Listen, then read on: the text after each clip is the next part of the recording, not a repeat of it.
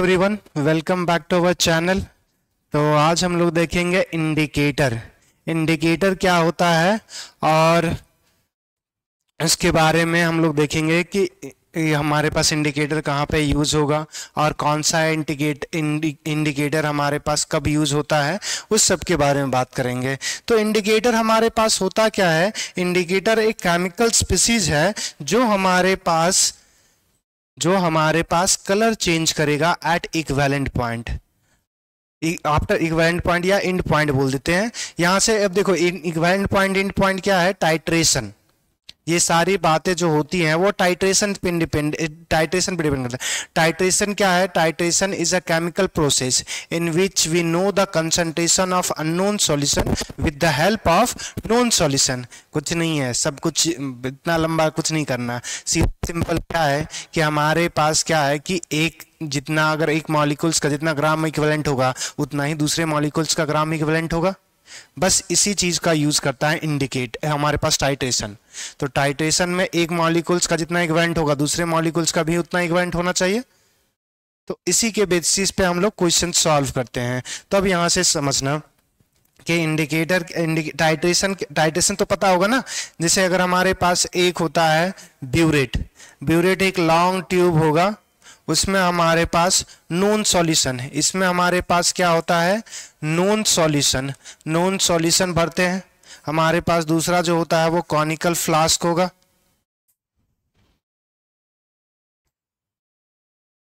ये इसमें conical flask होता है। इसमें क्या भरते हैं? हमारे पास अननोन सॉल्यूशन जिसका हमारे पास वॉल्यूम जो होगा वो नोन होगा। तो यहां से हमारे पास नोन सॉल्यूशन होगा, इसमें रीडिंग होता है, बस एक करके ड्रॉप यहां पे आते जाएगा और रिएक्शंस हमारे पास होगा। अब रिएक्शन जो खत्म होने के लिए इसमें हम क्या डाल देते हैं? इंडिकेटर। तो इंडिकेटर क्या होता है? हमारे पास जब रिएक्शंस कंप्लीट हो जाएगा तो उस चीज को कलर चेंज करके हमारे पास बताएगा। तो इंडिकेटर क्या है हमारे पास?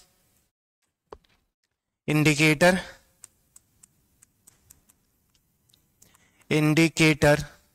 is a chemical species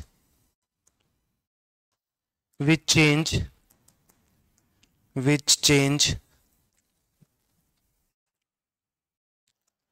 color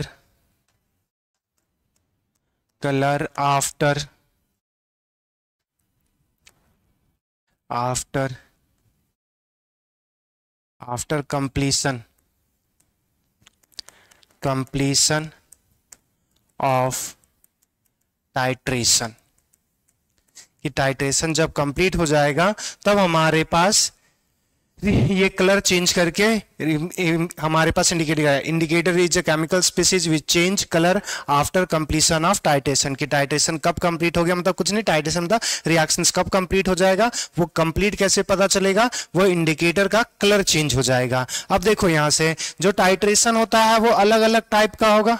हमारे पास रेडॉक्स टाइट्रेशन होता है, एसिड बेस टाइट्रेशन होता है। तो हम लोग जो बात करेंगे आयनिक इक्विलिब्रियम में, वो हम लोग बात करेंगे एसिड बेस टाइट्रेशन का। अब एसिड बेस टाइट्रेशन में इन acid base titration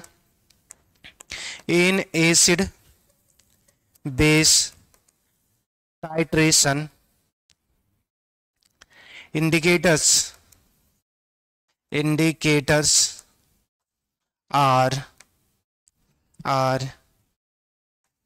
used in acid base titration. Indicators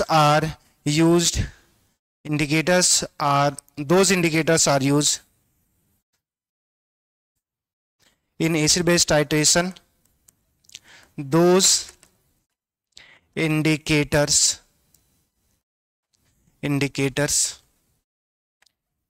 are used which can change color in different pH. जो डिफरेंट पीएच में हमारे पास कलर चेंज करें। और एसिड बेस टाइट्रेशन में हमारे पास जो इंडिकेटर यूज करते हैं वो इंडिकेटर वीक एसिड और वीक बेस होगा। क्या हमारे पास हमेशा इंडिकेटर एसिड और बेस होगा? नहीं।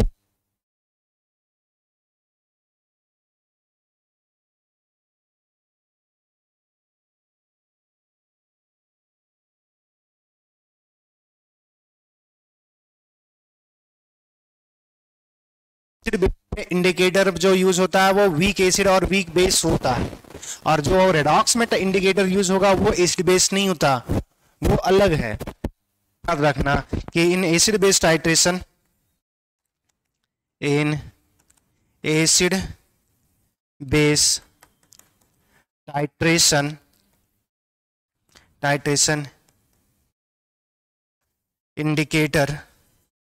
indicators are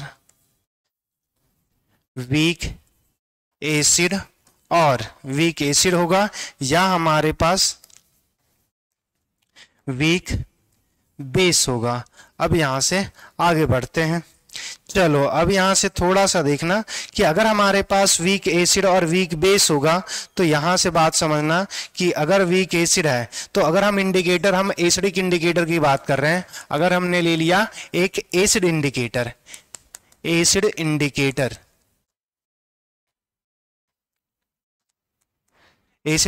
या वीक एसिड हमने अगर कंसिडर कर लिया, तो अगर हमारे पास इंडिकेटर वीक एसिड है, इंडिकेटर जो है हमारे पास वीक एसिड है, ऐसा लिख देते हैं, if indicator are weak acid, और उसका इंडिकेटर का हम ले रहे हैं HIN, ये वीक एसिड मोनो एसिडिक हम मान रहे हैं, तो वो क्या होगा हमारे पास HIN हमारे पास डिसोसिएट करेगा H प्लस और हमारे पास IN माइनस में। तो यहां से हम लोग लिख सकते हैं K बराबर जो होगा ये हमारे पास concentration of H plus into concentration of IN minus divide by concentration of HN। अब देखना यहां से अगर हमारे पास देखो यहां से अब हमें अगर पीएच अगर पता करना है कि पीएच ऑफ इंडिकेटर क्या होगा, तो कंसंट्रेशन ऑफ H प्लस एक साइड रखेंगे, यहां से हमारे पास क्या आ जाएगा, ये K हमारे पास into concentration of weak acid into conjugate का कंसंट्रेशन। अब देखो यहां से दोनों साइड नेगेटिव लॉग लगा दो, तो negative log of concentration of H plus is equals to negative log of K into हमारे पास HIN डिवाइड बाय हमारे पास IN माइनस। चलिए अब देखिए लॉग A इंटू बी, तो लॉग A प्लस बी लिख सकते हैं। अगर लॉग A प्लस बी लिखोगे तो नेगेटिव से मल्टीप्लाई करोगे तो वो हमारे पास क्या हो जाएगा, ओवरऑल नेगेटिव ही हो जाएगा। तो यहां से हमारे पास या इसी को लिख देते हैं negative log of K plus minus log of हमारे पास क्या आ जाएगा IN minus HIN divide by IN minus. अब यहां से देखें नेगेटिव लॉग ऑफ हमारे पास H प्लस को क्या लिख सकते हो, PH negative log of K ये क्या हो जाएगा हमारे पास PK। अब देखो ये नेगेटिव को अगर पॉजिटिव से करना चाहेंगे तो ऊपर हो जाएगा हमारे पास, ये क्या हो जाएगा positive log of concentration of conjugate divide by concentration of acid. यही तो आ गया। क्या यही चीज हमने पढ़ा था पीएच निकालने के लिए, हमारे पास पीएच बफर सॉल्यूशन का पीएच निकालने के लिए, और यही सेम फार्मूला हमारे पास अप्लीकेबल होगा, यही सेम फार्मूला अप्लीकेबल होता है हमारे पास इंडिकेटर का भी पीएच निकालने के लिए।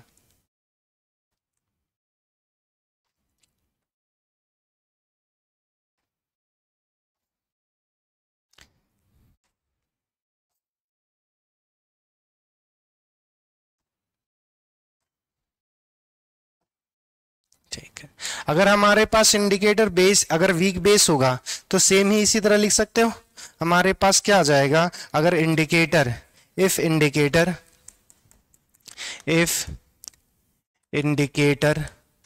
Is weak base, weak base हो जाएगा तो उसका पीओएच हमारे पास लिख सकते हैं पी के बी प्लस हमारे पास log of I N minus, और हमारे पास उल्टा हो जाएगा हमारे पास यहाँ पे उसके सॉल्ट पर हमारे पास हमारे पास वीक बेस जो इंडिकेटर ले रहे हैं वो हमारे पास कोई मॉलिक्यूल्स ले लेते हैं ना, क्या कंसिडर कर लें, ए कंसिडर कर लेते हैं।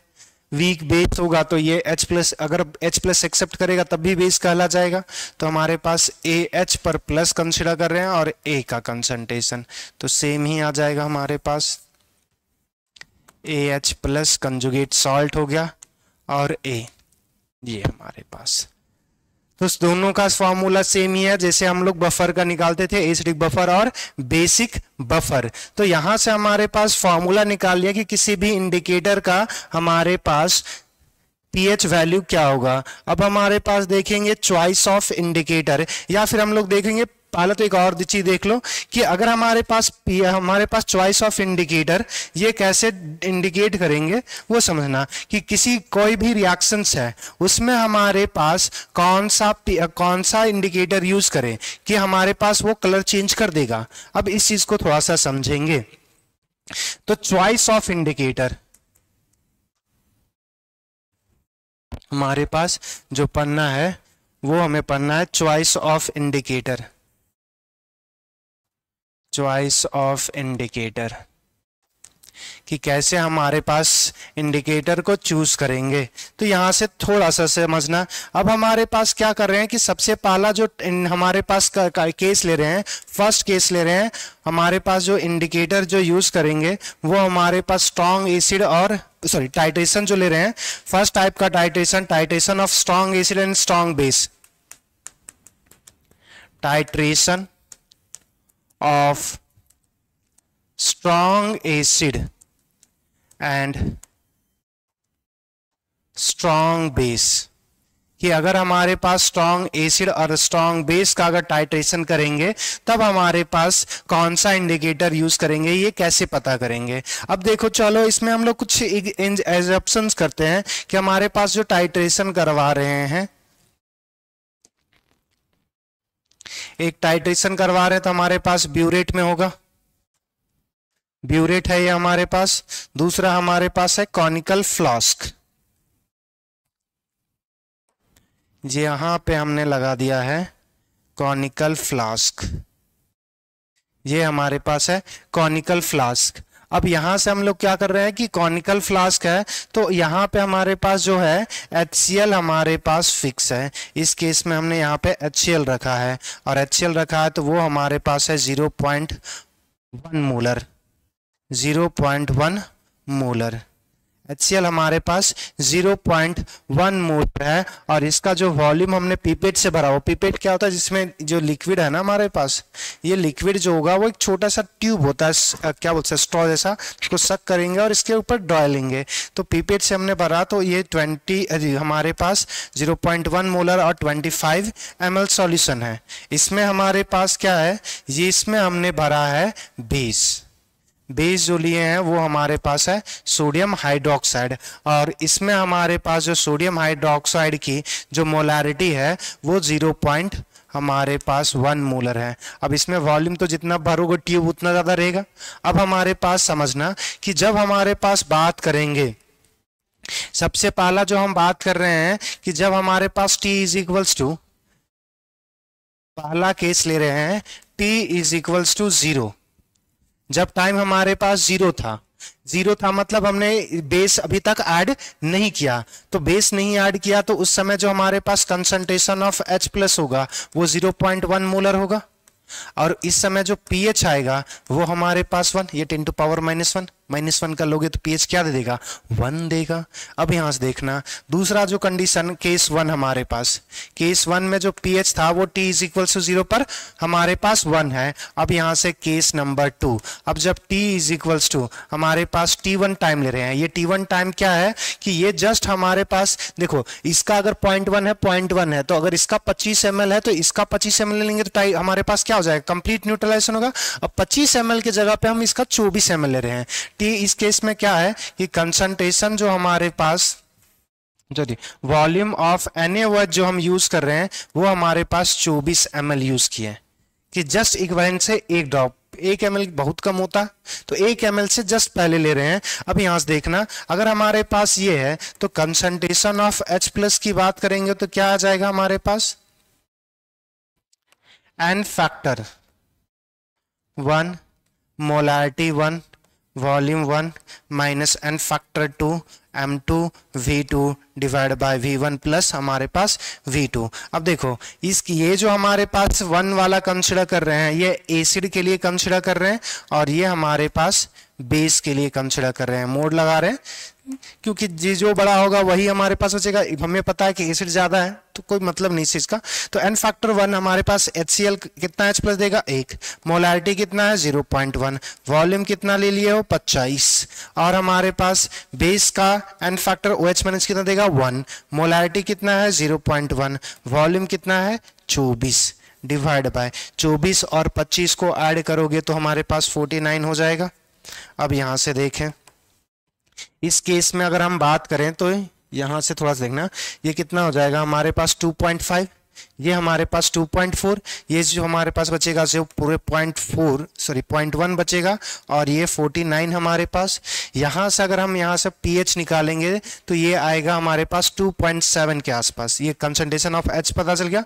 तो अगर यहां से हम pH वैल्यू निकालेंगे तो ये क्या आ जाएगा, negative log of concentration of negative log of 0.1 by 49, इसका अगर pH निकालोगे तो ये 2.7 के आसपास आएगा। तो ये हमारे पास दो केस है, केस 1 केस 2।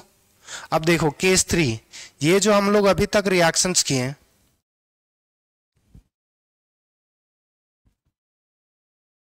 अभी तक जो हमने रिएक्शंस किया उसमें हमने देखा कि टाइम जब हमारे पास जब रिएक्शन स्टार्ट नहीं किए थे तो उसके केस में हमारे पास जो pH था वो 1 था, फिर हमारे पास इक्विवेलेंट से जस्ट पहले pH कितना था 2.7।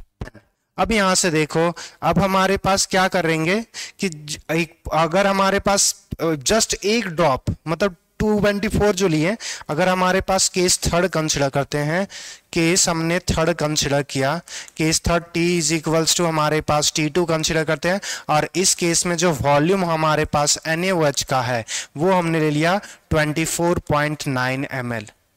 अभी देखो ये 24.9 जो ml होगा हमारे पास 24.9 ml, अभी भी हमारे पास जो एसिड का अमाउंट कुछ बचा होगा।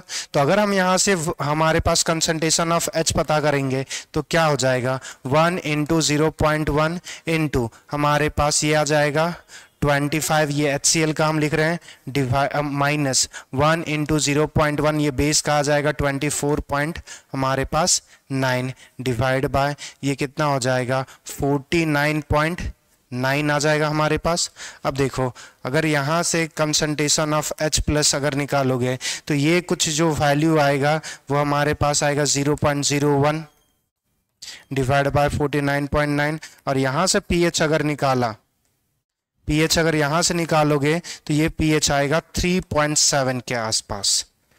तो अभी तक क्या है हमारे पास pH एसिडिक है। अब देखना सडनली क्या करेंगे कि जैसे हमने एक ड्रॉप, जैसे हमारे पास एक ड्रॉप पहले था, अगर हमने यहाँ पे 25.1 कर दिया, अब यहां से अगर हम कंसंट्रेशन, अब यहां से जो बात करेंगे case time T is equals to third पे, इसको छोटा करते हैं थोड़ा,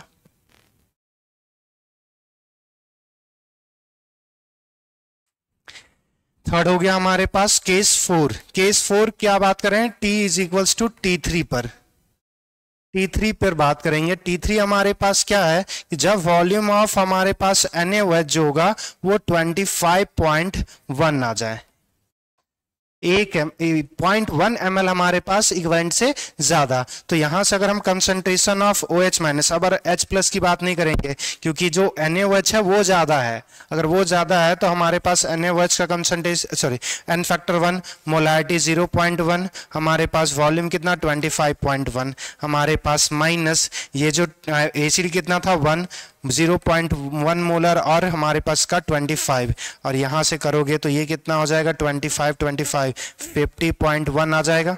यहाँ से सॉल्व करोगे तो ये कितना बच जाएगा 0.1 हमारे पास डिवाइड बाय 50.1। अब अगर यहाँ से निकालोगे पीएच अगर यहाँ से निकालोगे तो ये तुम्हारे पास जो आता है वो आएगा 10.3।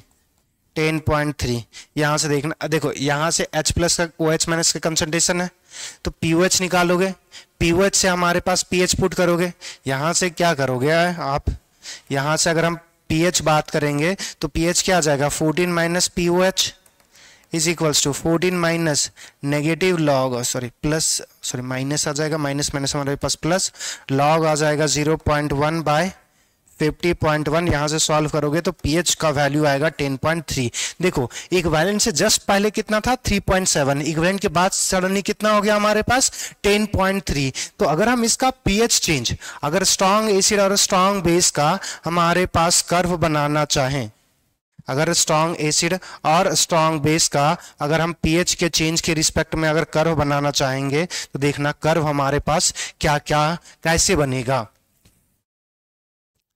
1 2, यहां से हमारे पास इस एक्सिस में क्या ले रहे हैं, हमारे पास पीएच ले रहे हैं, इसमें हमारे पास वॉल्यूम ऑफ हमारे पास NaOH क्या है हमारे पास स्ट्रॉन्ग बेस, और ये जो किसका टाइट्रेशन है, ये जो हमारे पास है ये titration of strong acid and strong base का है। तो यहां से हमें जो अगर पीएच अगर इसका हम ड्रॉ करेंगे, पीएच चेंज और वॉल्यूम ऑफ FOH या स्ट्रॉन्ग बेस का ड्रॉ करेंगे तो हमारे पास पीएच जो होगा वो सडनली क्या होगा कि 0 से हमारे पास कि कोई भी पार्टिकुलर वैल्यू से क्या होगा धीरे धीरे बढ़ेगा, और बढ़ेगा तो जैसे सडनली जंप कर जाएगा और उसके बाद फिर राइज करेगा। जैसे देखो ये था कितना 1, अगर हमारे पास ऐड करते जा रहे थे 3.7 तो लगभग 4 के आसपास पहुंचता है, और 4 से सडनली जो हमारे पास है जैसे 0.1 ऐसी हुआ सडनली बेसिक चला गया। तो ये हमारे पास क्या कहते हैं, ये है एक पीएच रेंज। अब इस पीएच ये जो इतना हमारे पास पॉइंट है, ये जो हमारे पास आया जहां शार्प चेंजेस हो रहा है, इस केस में हमारे पास क्या हो रहा है शार्प पीएच चेंज हो रहा है। अब यही जो शार्प पीएच चेंज हो रहा है तो एक रेंज होगा इस शार्प चेंजेस का। अब इस रेंज में जो इंडिकेटर अपना कलर चेंज कर सकता है, इस रेंज में जो इंडिकेटर अपना कलर चेंज कर सकता है बस उसका यूज करेंगे। तो इस केस में जो हमारे पास पीएच रेंज आएगा, पीएच रेंज आता है हमारे पास, पीएच रेंज जो आएगा वो 4 से लेकर 11 के आसपास हमारे पास आएगा।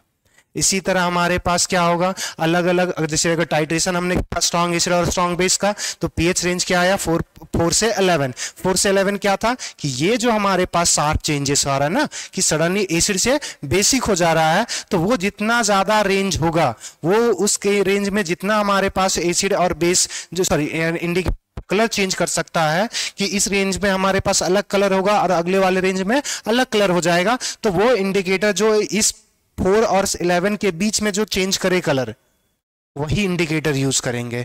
अब दूसरा देखना, ये तो हमारे पास कैसा हो गया स्ट्रॉन्ग एसिड और हमारे पास स्ट्रॉन्ग बेस का। हमारे पास फिर से देखेंगे कि हमारे पास एक देखेंगे वीक एसिड और स्ट्रॉन्ग बेस का। दूसरा देखना हमारे पास ये बी कंसिडर कर लेते हैं, हमारे पास titration of weak acid and strong base. हमारे पास इसका जब कर्व ड्रॉ करें, इसका कर्व ड्रॉ करेंगे तो देखो यहां से हमारे पास बेस जो होगा वो कैसा है स्ट्रॉन्ग और एसिड कैसा है वीक है। तो अगर हमारे पास यहां पे हम वॉल्यूम ऑफ बेस ले रहे हैं, बेस कैसा है हमारे पास स्ट्रॉन्ग बेस है। अब देखो यहां पे हम लेंगे पीएच। अब यहां से देखना पीएच हमारे पास वीक एसिड का हमारे पास कम होगा या ज्यादा होगा, पीएच हमारे पास वीक एसिड का हमारे पास कम होगा, सॉरी ज्यादा होगा, 7 के आसपास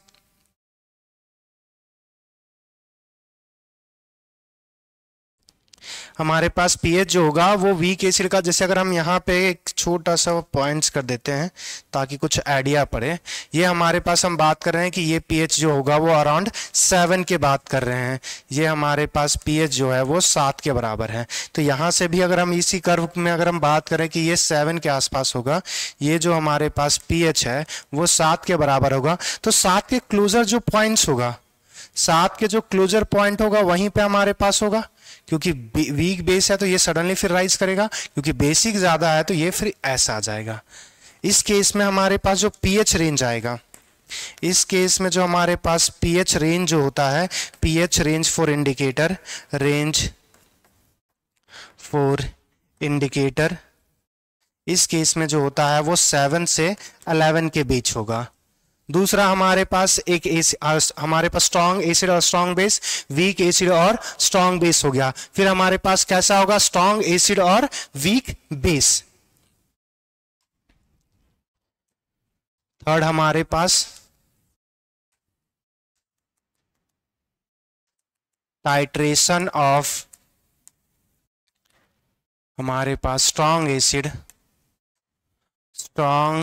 एसिड एंड वीक बेस। अब देखो, अगर हमारे पास स्ट्रॉन्ग एसिड है तो हमारे पास पीएच कम होगा, और हमारे पास वीक बेस है तो जब हमारे पास इक्विवेलेंट के बाद होगा तो पीएच हमारे पास बहुत ज्यादा राइज नहीं करेगा, बहुत ज्यादा राइज नहीं करेगा। तो उसमें देखना हमारे पास कि अगर हमारे पास ये जो पॉइंट्स है, ये हमारे पास क्या ले रहे हैं, ये हमारे पास पीएच जो है वो 7 के बराबर है, ये पीएच जो होगा वो 7 के आसपास होगा। तो इसमें हमारे पास जो पहला अगर स्ट्रॉन्ग एसिड है तो ये बेस से नीचे से कहीं स्टार्ट होगा।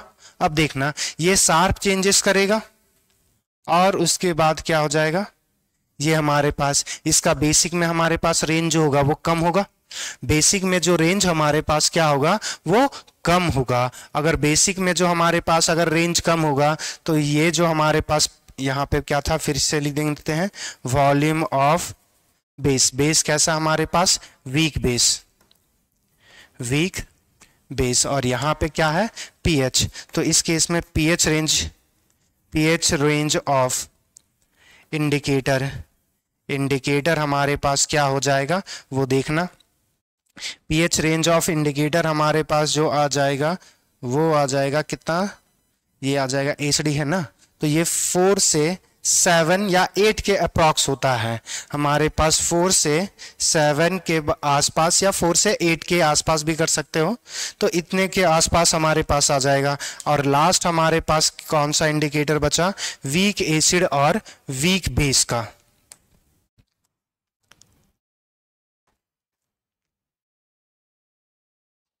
चौथा नंबर हमारे पास, चौथा titration of weak acid and weak base. जब हमारे पास वीक एसिड और हमारे पास वीक बेस की बात करेंगे तो अगर हमारे पास पीएच वैल्यू, अगर हमारे पास 7, अगर ये डाटा हम ले लें, अगर ये पीएच वैल्यू 7 इंडिकेट कर रहा है, ये हमारे पास जो पीएच होगा वो अगर 7 कर रहा है, तो अगर वीक एसिड है तो 7 के क्लोजर होगा, अगर वीक बेस भी है तो न्यूट्रलाइजेशन के बाद भी हमारे पास पीएच जो होगा वो 7 के क्लोजर ही आएगा। तो इस केस में जो हमारे पास कर्व दिखेगा वो बहुत कम दिखता है। जो ये शार्प चेंज का जो रेंज होगा ना, यहाँ पे फिर से हमारे पास क्या हो जाएगा, volume of base, weak base लिख सकते हो। तो अगर इसमें जो शार्प चेंजेस का रेंज क्या होगा, बहुत कम होता है, और बहुत कम होने की वजह से इसमें जो हमारे पास इंडिकेटर जो यूज करते हैं वो कोई सुटेबल इंडिकेटर होता नहीं है। तो इसका जो पीएच रेंज होता है, पीएच रेंज जो होता है वो हम मानते हैं कि हमारे पास 6 to 8 के आसपास होता है, और 6 to 8 के आसपास हमारे पास कोई ऐसा इंडिकेटर नहीं है जो अपना कलर चेंज कर दे। तो ये 6 to 8 भी 6 से ज्यादा होता है और 8 से कम ही होता है। तो 7 के आसपास ही छोटा सा, बहुत छोटा सा ये जो हमारे पास है ना वो बहुत 6, या ऐसा हम बोल सकते हैं 6.5 हमारे पास 7.5 के आसपास होता है, एक का डिफरेंस होता है। तो इस केस में जो पीएच रेंज ये आया, और in this case no suitable reagent, reagent no suitable reagent की जगह no suitable indicator, indicator are available, are available. कोई सुटेबल इंडिकेटर अवेलेबल नहीं होता। अगर कोई सुटेबल इंडिकेटर नहीं है तो हमारे पास एंड ऑफ रिएक्शंस पता नहीं चलेगा, और एंड ऑफ रिएक्शंस पता नहीं चलेगा तो हम लोग एसिड बेस, जो वीक एसिड और वीक बेस का टाइट्रेशन करवाते ही नहीं है। तो ये याद रखना कि वीक एसिड और वीक बेस का हमारे पास टाइट्रेशन पॉसिबल नहीं होता। क्यों? क्योंकि उस केस में जो पीएच रेंज है वो इंडिकेटर के लिए बहुत कम होता है, और उस केस में कोई एक्टिव पीएच एक्टिव हमारे पास इंडिकेटर होता है नहीं, कोई सुटेबल इंडिकेटर इसके लिए है नहीं, और सुटेबल इंडिकेटर नहीं है तो हमारे पास इसके लिए कुछ नहीं यूज कर पाते। चलिए अब नेक्स्ट देखिएगा, ये हमारे पास कुछ केमिकल स्पीसीज है जो आपको जनरली आपको दिखेगा कि जब आप सॉल्व कीजिएगा क्वेश्चंस तो देखो फेनोल्फथालीन आपको दिखेगा, हमारे पास ब्रोमो मिथाइल ब्लू दिखेगा, ये बहुत कम दिखता है, फेनॉल रेड दिख सकता है, और हमारे पास मिथाइल ऑरेंज, ये दोनों तो ज्यादा दिखेगा आपको, फेनोल्फथालीन और मिथाइल ऑरेंज। तो इसका एसिड में कलर दिया हुआ है, इसका पीएच रेंज दिया हुआ है, और हमारे पास बेसिक कलर दिया हुआ है। तो गौर से देखना, फेनोल्फथालीन और मिथाइल ऑरेंज ये दोनों स्ट्रांग एसिड और स्ट्रांग बेस में मोस्टली सारे इंडिकेटर यूज किए जा सकते हैं, मगर सिर्फ बेसिक इंडिकेटर अगर बेसिक रेंज है तो फेनोल्फथालीन। अगर मिथाइल ऑरेंज लेना है तो हमारे पास ये एसिडिक रेंज जो स्ट्रांग एसिड हो और वीक बेस हो तब ये काम करेगा। तो यहां से आप देखना छोटी सी बात यह है, जैसे अगर मिथाइल ऑरेंज है तो मिथाइल ऑरेंज कलर क्यों देता है? जैसे मिथाइल ऑरेंज की बात करेंगे तो एसिडिक में हमारे पास येलो और बेस में हमारे पास जो होगा, यहां से देखना, तो अगर हमारे पास ये येलो से रेड वगैरह हो रहा है तो इस चीज को थोड़ा सा समझना कि ये जो ऐसा कलर क्यों हो रहा है, क्योंकि इसमें ना आयनिक फॉर्म में हमारे पास देखो ये बेंजीन जैसा, इसको बोलते हैं बेंजोइड, ये बेंजोइड है। जब हमारे पास इसको एसिडिक मीडियम में जब जाएगा तो ये क्या करेगा? प्रोटॉन एक्सेप्ट करेगा। तो एसिडिक मीडियम में आया तो जैसे एसिडिक मीडियम में आया तो ये जो हमारे पास है इसका जो लोन पेयर है वो है बेसिक। तो अगर यहां बेसिक था तो ये H प्लस एक्सेप्ट करेगा। अब जैसे H प्लस एक्सेप्ट करेगा तो ये बॉन्डिंग इलेक्ट्रॉन तोड़ लेगा, और तोड़ लेगा तो ये बगल वाले से इलेक्ट्रॉन ट्रांसफर करेगा, ये फिर फर्दर वापस यहां देगा और इसका लोन पेयर फिर यहां पे आएगा, तो ये बना लेगा इस टाइप का स्ट्रक्चर्स। तो इसको बोलते हैं बेंजीन जैसा था, ये दोनों बेंजोइड बेंजोइड, इसको बोलते हैं क्यूनेनॉइड, तो इसको क्यू फॉर्म बोलते हैं। तो बेंजोइड से क्यूनेनॉइड फॉर्म में चेंज हो जाता है, इस वजह से इसका कलर चेंज हो जाएगा। देखो कंजुगेशन जो जितना कंजुगेशन में चेंजेस आएगा तो कलर का पिगमेंट चेंज होता है। ये छोटा सा अगर आप ये रिएक्शन से अगर थोड़ा सा हो तो आप रिएक्शन मैकेनिज्म में या फिर ऐसो जब आपको एमीन्स पढ़ाया जाएगा या नाइट्रोजन डेरिवेटिव्स कंपाउंड्स तो उसमें कपलिंग रिएक्शंस होगा जिसमें डाई बनाया जाता है, तो वो सेम मॉलिक्यूल्स है इसी जैसा। अब यहां से देखना, ये है फेनोल्फथालीन। फेनोल्फथालीन कैसा है? एक बेसिक मॉलिक्यूल्स होता है। अब यहां से देखो, अगर हम इसको बेस में डालेंगे तो ये मॉलिक्यूल्स क्या करता है, ये टूट जाएगा, और टूटेगा तो ये चेंज कर लेगा क्यूनेनॉइड फॉर्म में। तो ये भी हमारे पास ये कलरलेस जो होगा, कलरलेस से कलरलेस कैसा है? बेंजोइड फॉर्म, और जो पिंक कलर हो रहा है वो कैसा है? क्यूनेनॉइड फॉर्म। तो मॉलिक्यूल्स जो कलर चेंज करता है वो बेंजोइड से क्यूनेनॉइड फॉर्म चेंज होता है, तो इसलिए उसका कलर चेंज होता है। और कलर चेंज होने का जो अगर डीपली जाओगे रीजन तो कंजुगेशन है, कि कंजुगेशन में चेंजेस आएगा तो कलर चेंज होगा। तो यहीं तक हमें पढ़ना था इंडिकेटर के बारे में। अब देखेंगे इसके क्वेश्चंस। चलिए सबसे पहला क्वेश्चन देखिए, the titration curve given, titration curve of weak acid and strong base with phenolphthalein as an indicator is shown below. The के वैल्यू, फेनोल्फथालीन का वैल्यू हमारे पास डिसोसिएशन दे दिया हुआ है ये, और गिवन दे दिया हुआ log 2 का वैल्यू ये है। अब हमसे क्वेश्चन क्या क्या पूछा हुआ वो देखना। पहला देखो पूछा है कि which of the following statement correct पूछा हुआ है। It can be use as a indicator for the titration of weak acid and weak base. Can be use as a indicator for, हाँ देखो अभी हम लोग कुछ देर पहले पढ़े वीक एसिड और वीक बेस के लिए हम किसी थी कोई सुटेबल इंडिकेटर होगा ही नहीं, क्योंकि उसके इसमें पीएच कोई चेंज नहीं कर पाता। तो ये हमारे पास खत्म। It belongs to change colour at pH 8। अब देखो ये जो कलर चेंज करेगा वो pH 8 पे चेंज करेगा। फेनोल्फथालीन का जो pH रेंज था वो हमारे पास क्या था? ये बेसिक होता है तो ये हमारे पास 7 से 11 के आसपास होता है। तो हमारे पास जो पीएच चेंज करेगा वो अब देखना, ये हमारे पास ये जो यहाँ पे जो पॉइंट्स कर दिया हुआ ना, तो यहाँ पे जो कलर चेंजेस होगा वो सडनली इस पॉइंट के बाद होगा। और क्या दे दिया हुआ है, number of compounds about phenolphthalein, it is a weak organic base. यहाँ पे पीएच जो चेंज होगा वो कलर हमारे पास 8.4 पर चेंज करे कोई जरूरी नहीं है। और हमारे पास क्या है दूसरा, it is a weak organic base, तो ऑर्गेनिक बेस ही तो था, तो बेस है वीक, हमारे पास वीक बेस होता है। दूसरा, it colourless in acidic medium. Phenolphthalein देखो, अभी हम लोग देखो अगर हम बात करेंगे एसिडिक मीडियम में तो फेनोप्थलीन का कलर हमारे पास, फेनोप्थलीन का जो कलर था वो एसिडिक मीडियम में कैसा है, कलरलेस, और बेसिक में कैसा है हमारे पास, पिंक। तो ये जो हमारे पास है एसिडिक मीडियम, सॉरी यहाँ पे जो कलरलेस इन एसिडिक मीडियम, अच्छा ये भी कितने, अच्छा इसमें ऑब्जेक्टिव होना चाहिए, नहीं ऑब्जेक्टिव नहीं है वो, मल्टी हमारे पास वो कितने स्टेटमेंट करेक्ट हैं वो पूछा हुआ, तो ये 2 करेक्ट हो गया। दूसरा, इट बिलोंग्स टू चेंज, अच्छा सॉरी, तो इसमें भी तो हमारे पास जो रेंज आ गया तो वो भी तो सपोर्ट कर रहा है, तो 3 स्टेटमेंट हमारे पास जो होंगे वो करेक्ट हो जाएंगे, तो इसमें नंबर ऑफ स्टेटमेंट 3 करेक्ट है। नेक्स्ट क्वेश्चन पे आते हैं। देखो ये है 2023 का incorrect statement for using indicator in acid base titration, कि इंडिकेटर जो यूज करेंगे एसिड बेस टाइट्रेशन में वो क्या होगा। मिथाइल ऑरेंज में be use as a weak acid and weak base titration. अब वीक एसिड और वीक बेस में कोई टाइट्रेशन हमारे पास यूज ही नहीं कर सकते, तो पहला ही इनकरेक्ट हो गया। दूसरा देखो, फेनोप्थलीन में be use in a strong acid and strong base titration. Strong acid और स्ट्रॉन्ग बेस में पीएच रेंज में फेनोप्थलीन कहा जाता है, क्योंकि ये क्या काम करेगा 8 से 11 के बीच, और स्ट्रॉन्ग एसिड और स्ट्रॉन्ग बेस में पीएच जो रेंज है वो 4 से 11 के बीच है, तो इसके बीच ये लाई कर रहा है, तो ये करेक्ट है। दूसरा, methyl orange is suitable indicator for strong acid and weak base. Strong acid और वीक बेस का जो पीएच रेंज था वो हमारे पास 4 से लेकर 7 के आसपास है। अब देखो हमारे पास मिथाइल ऑरेंज का जो हमारे पास है वो वैल्यू जो आएगा वो होता है 4 से 6 के बीच, तो ये भी इसके बीच लाई कर रहा है, तो ये भी हमारे पास करेक्ट है। Phenolphthalein is a suitable indicator for weak acid and strong base.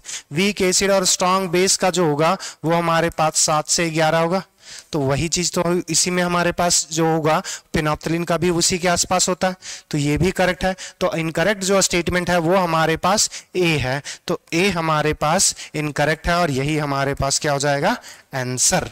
चलिए नेक्स्ट क्वेश्चंस पे बढ़ते हैं। देखो ये हमारे पास दिया हुआ है, the plot of pH metric titration of weak acid weak base ammonium hydroxide strong acid HCl look like this. अच्छा ये दिया हुआ हमारे पास क्वेश्चन इनकम्प्लीट है, इसके बाद ये कर्व दिया हुआ, इसका कर्व से कुछ क्वेश्चंस पूछा होता, चलो इनकम्प्लीट है तो आगे पे बढ़ते हैं। नेक्स्ट क्वेश्चन क्या है 2020 का, in weak base versus acid titration the end point methyl orange is present as.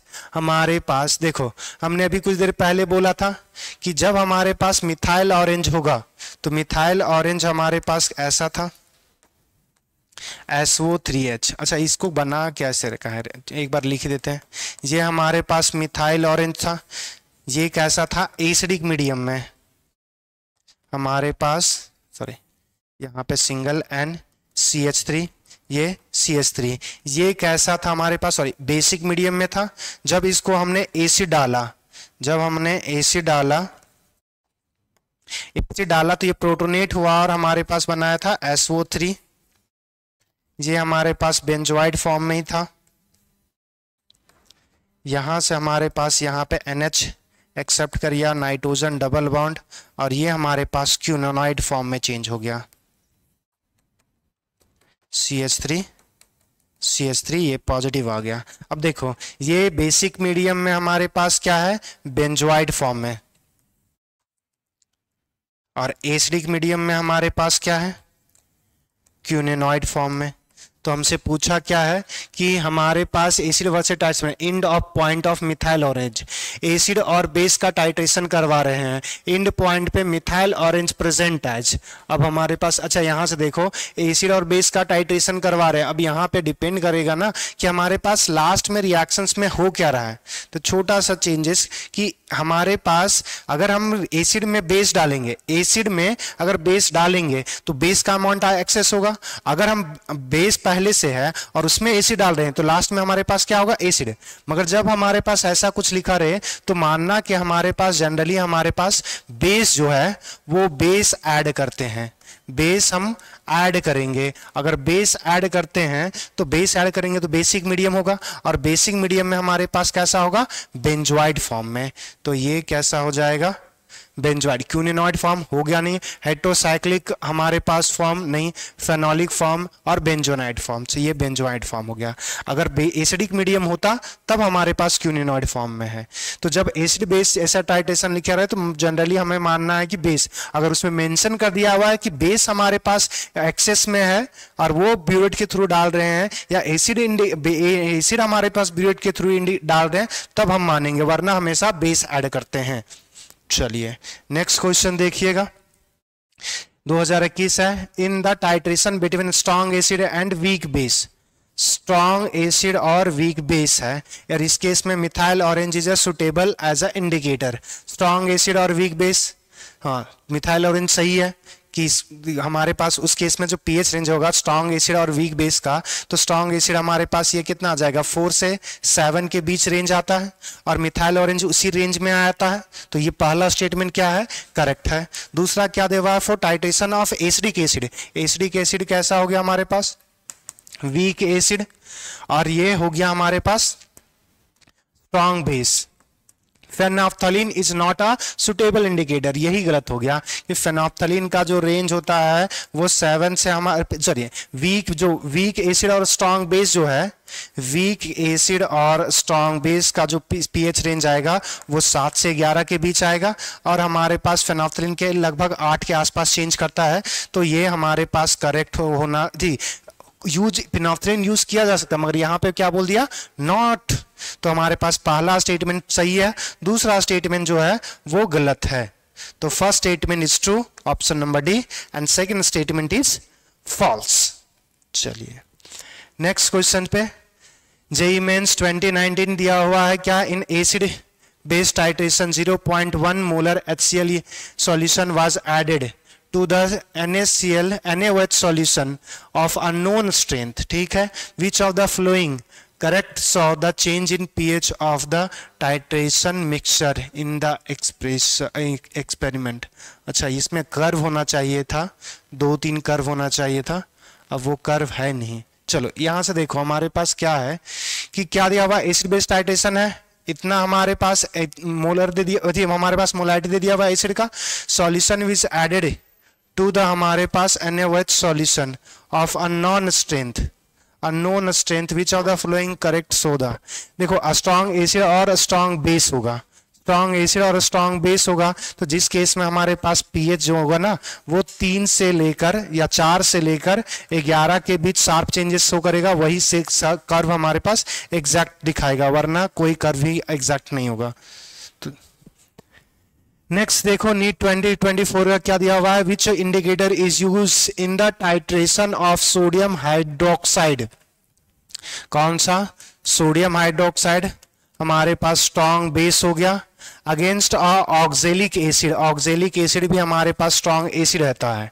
And what is the colour change at the end point, ठीक है, फेनोल्फथालीन लेंगे तो पिंक टू हमारे पास येलो हो जाएगा। पहला तो फेनोल्फथालीन में हमारे पास एसिड में कलरलेस होता है और बेसिक मीडियम में हमारे पास पिंक हो जाएगा, तो ये तो कलर ही चेंज पहला गलत लिख दिया हुआ है। अल्कालाइन KMnO4, पहला तो एसिड बेस टाइट्रेशन हो रहा है तो हमारे पास KMnO4 नहीं यूज करते, फेनोल्फथालीन कलरलेस टू पिंक। दूसरा methyl orange yellow to pinkish red. अब देखो हमारे पास जो है वो स्ट्रॉन्ग एसिड और स्ट्रॉन्ग बेस है, तो हमारे पास यहाँ देखो कि मिथाइल ऑरेंज जो होगा वो एसिडिक मीडियम में पहले कलरलेस होगा और बेसिक में कैसा हो जाएगा, पिंक, तो ये करेक्ट है। दूसरा देखो, हमारे पास मेथाइल ऑरेंज, एसिडिक में जो होता है वो रेड होता है और बेसिक में हमारे पास येलो होगा, तो ये कलर उल्टा लिखा हुआ, तो ऑप्शन नंबर सी करेक्ट होगा। नेक्स्ट देखना, the rapid change of pH near the stoichiometric point of acid base titration is the basic of indicator detected. pH of the solution is related to the ratio of the concentration of conjugate acid HIN and base NIN minus form. The indicator by the expression. अरे हम लोग कुछ नहीं, देखो यहां से देखो basic indicator दे दिया हुआ है, तो हमने बात किया था पीएच बराबर क्या होगा, पी के बी प्लस लॉग ऑफ हमारे पास, अच्छा एसिड बेस क्या दे देता point and acid base titration basic indicator, यहाँ पे सॉरी यहाँ पे बेसिक इंडिकेटर दे दिया हुआ था, तो pH is equals to p K W sorry p K हमारे पास क्या आ जाएगा, कंसंट्रेशन ऑफ ये IN minus divide by HIN। अब देखो यहां से हमारे पास क्या दे दिया हुआ है, चेंज करेंगे basic basis of sorry basic नहीं दिया हुआ था, बेसिस ऑफ दिया हुआ है, बेसिक नहीं दिया हुआ, तो ये पीएच ही आ जाएगा और यहाँ पे आ जाएगा पीके। तो यहाँ से पूछा था कौन सा रिलेशन सही है, तो यहाँ पे हम log IN minus divide by HIN is equals to क्या लिख सकते हैं, पीएच माइनस पीके। तो देख लो कौन सा एक्सप्रेशन सही है, IN बाय पीएच, ये option number first, option A correct है। तो कुछ नहीं करना था, फॉर्मूले को रीअरेंज करना था, आंसर आ जाता। चलो यहाँ तक हमारे पास खत्म, मिलते हैं नेक्स्ट वीडियो में किसी दूसरे चैप्टर के साथ।